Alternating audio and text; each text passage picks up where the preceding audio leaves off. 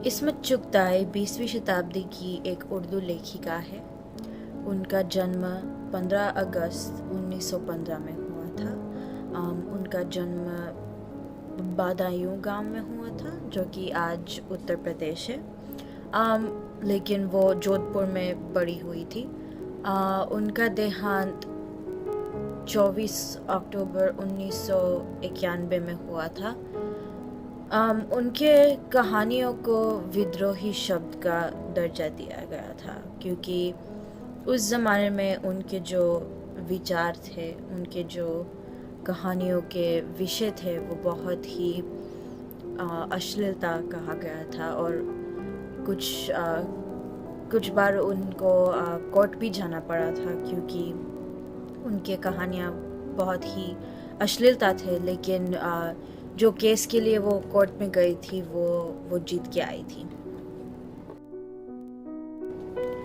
इस कहानी के 4 मुख्य पात्र हैं: कुबरा, कुबरा की अम्मी, कुबरा की छोटी बहन हमीदा और राहत।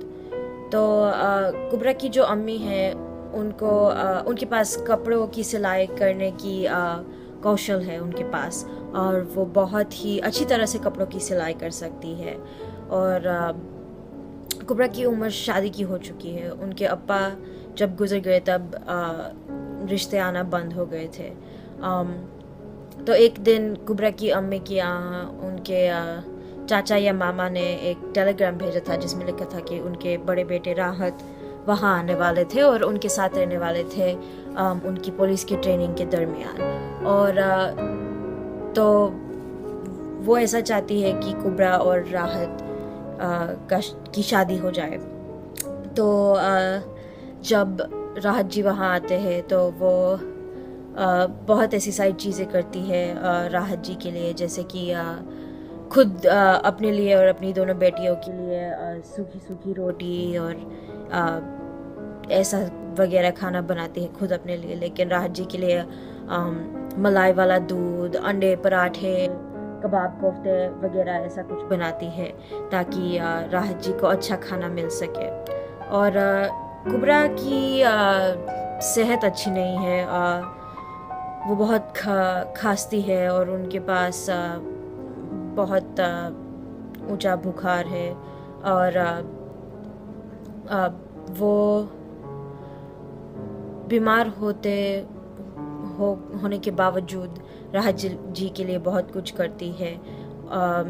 सिलाई, मसालों अपने खुद के हाथों से पीसती है, ऐसा कुछ सब कुछ करती है राहत जी के लिए। लेकिन राहत जी बहुत ही शर्मीले किस्म के इंसान है और ज़्यादा कुछ बातें नहीं करते हैं। और हमीदा, जो उनकी छोटी बहन है कुबरा की, अम्मी उनसे कहती है कि आप जाके उनसे बातें कीजिए और राहत जी के बारे में पता लगाइए, ऐसा कुछ। तो जब भी वो वहाँ जाती है तो राहत जी बहुत ही या तो शांत होते हैं या तो बदतमीज़ होते हैं उनके साथ। तो जैसे कि कहानी का बढ़ाव होता जाता है, हमें पता चलता है कि कुबरा की बीमारी ज़्यादा बढ़ती रहती है और यहाँ राहत जी हमीदा के साथ बहुत ज़्यादा बदतमीज़ी करते हैं।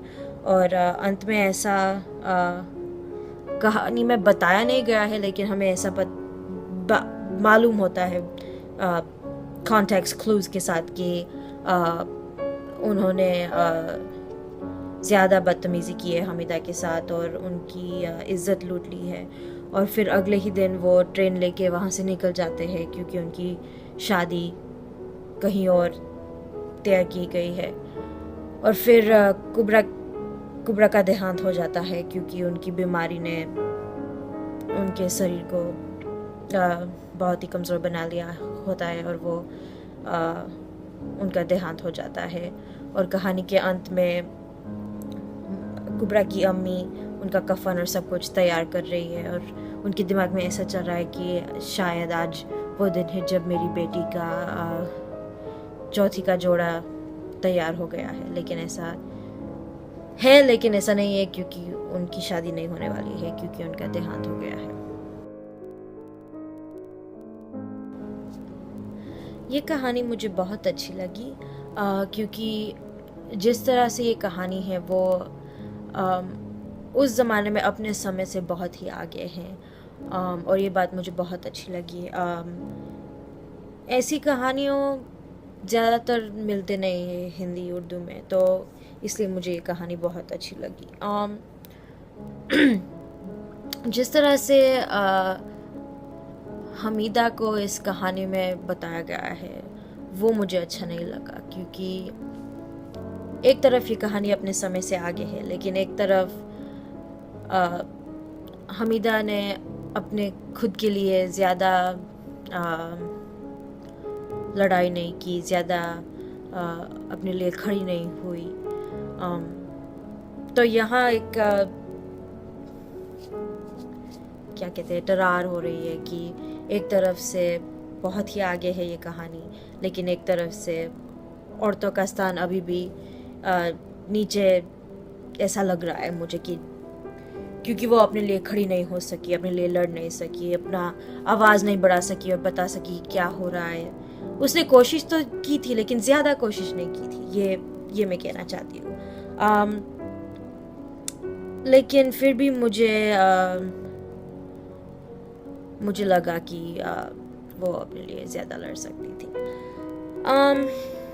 इस कहानी में मुझे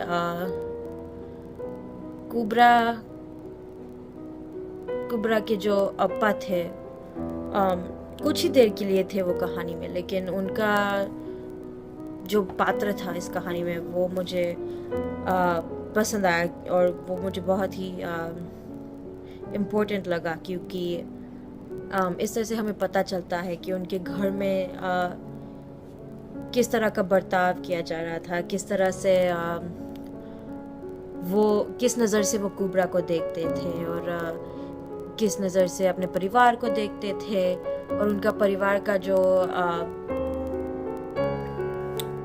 उनके परिवार में किस तरह का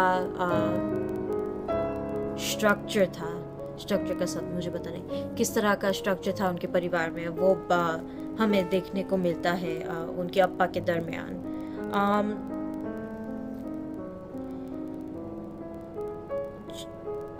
चुगताई का जो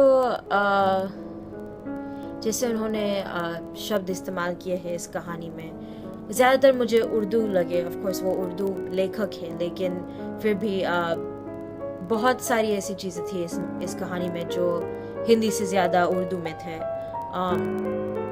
और ये मुझे थोड़ा सा कंफ्यूज कर रहा था, क्योंकि ऑब्वियसली मुझे उर्दू पता नहीं है, इसलिए बहुत ऐसी चीज़ें थी जो मुझे ढूंढनी पड़ी और रिसर्च करना पड़ा पता लगाने के लिए कि एग्जैक्टली क्या कह रहे हैं ये।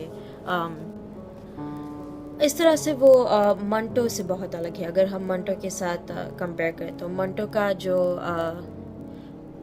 जो भाषा था, जैसी भाषा उन्होंने इस्तेमाल किया था, वो बहुत ज़रूर भारी ज़रूर था, लेकिन हिंदी भारी था, और ये मुझे ज़्यादातर उर्दू भारी लगा। और मंटो का जो तशन था वो बहुत लड़ाकू था, और ऐसी चीज़ें को बताता था जो समाज में उस समय में हुआ करता था, जैसे औरतों का स्थान और लिंग भेद, ऐसा कुछ। लेकिन चुगताई ऐसी चीज़ें को के बारे में ऐसी चीज़ों के बारे में लिखाया जा रहा है, जैसे कि अपने समय के हिसाब से नहीं, लेकिन जो बहुत ही लोगों को बात करने में अच्छा नहीं लगता, ऐसी चीज़ें के बारे में वो लिखते थे। तो इस कहानी में एक बहुत ही सिंपल सा कोट है। जब हमीदा और कुबरा की माँ उनकी सहेली, उनकी मुँह बोली बहन के साथ बात कर रही है, तो वो कहती है जब राहत जी घर से खाना खा के निकल जाते थे और फिर वापस आके खा के सो जाते थे, तो वो ऐसा कह रही थी कि बड़ा शर्मीला है बेचारा। तो that basically means, oh, this poor kid, he's so shy, that's why he's not talking to us or whatever, because he's very shy. ये मुझे इसलिए ये मेरे लिए मायने रखता है क्योंकि ऐसा लग रहा है कि वो उनके लिए कवर कर रही है, you know, वो ऐसा नहीं सोच रही कि शायद ये इंसान अच्छा नहीं है, शायद इस इंसान को के ऊपर भरोसा नहीं किया जा सकता, ऐसा कुछ नहीं. वो बहाना ढूंढ रही है ये सपोर्ट करने के लिए कि नहीं नहीं ये तो बहुत अच्छा इंसान है. जबकि वो ऐसा अगर नहीं करती तो फिर बहुत पहले ही उनको पता चल जाता कि राहत जी अच्छे इंसान नहीं है. लेकिन मुझे लगता है कि अपने खुद के स्वार्थ के लिए और अपनी बेटी के लिए वो कुछ भी हो जाए वो उन दोनों को मिलाना चाहती थी, इसलिए वो उनके लिए कवर कर रही थी और ऐसा कुछ बहाना ढूंढ रही थी कि नहीं नहीं ये इसलिए बातें नहीं कर रहा है क्योंकि ये शर्मीला है. ऐसा नहीं सोचती थी कि नहीं ये इसलिए बातें नहीं कर रहा है क्योंकि कुछ यहाँ पे कुछ ठीक नहीं है, वो अच्छा इंसान नहीं हो सकता. ऐसा कुछ नहीं, ऐसा कुछ भी नहीं सोचा था उन्होंने, क्योंकि उनका स्वार्थ कुछ ज़्यादा ही बड़ा था, ऐसा मुझे लगा.